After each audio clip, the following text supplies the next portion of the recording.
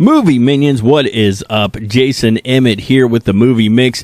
Now, DC is working on a number of properties under the tutelage of James Gunn. And one of those properties, both I and I think a lot of others are very excited about, is Booster Gold.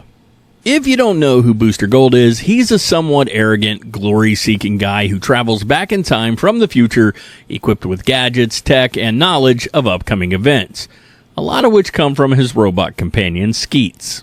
Yes, that's his name. Booster uses these things to portray himself as a superhero in order to obtain fame and fortune. Of course, over time, he starts to take his role a little more serious and even finds out he may have a greater purpose. It's a really fun story, and people really like this character, so most of us were excited when we found out they were going to be doing a live-action Booster Gold. Now, personally, I think Booster will make an awesome addition to superhero cinema. His story is ripe for a fun live-action adaptation. I wish DC was going the Marvel route and implementing each character into the timeline one at a time while linking them together, but it doesn't appear that's happening from some of the things we know about the upcoming Superman film. Still, what I can tell you is that it's going to be a series over on Max. Peacemaker is also a Gunn series over on Max, and personally, I love that one, so I'm excited about this. And we also know now who's going to be writing the series. Danny McBride, John Carcieri, and Jeff Fradley. They're going to be penning the script. Now, this trio is responsible for The Righteous Gemstones. Fradley also wrote the 2018 Halloween film. Carcieri wrote Eastbound and Down and Workaholics. And McBride, who we all know from films like Pineapple Express and This Is the End, also wrote for Vice Principals. So what are my thoughts on these three writing for the show?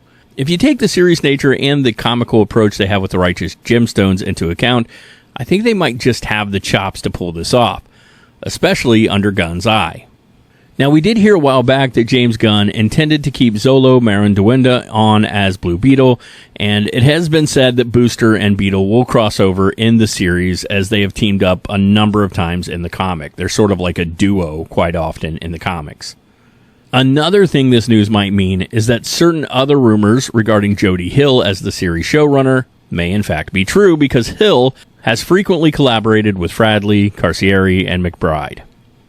So who's going to be taking on the mantle of Booster Gold? Well, right now we don't know, although a few names have been thrown around, most notable Aaron Paul, Chris Pratt, and Glenn Powell.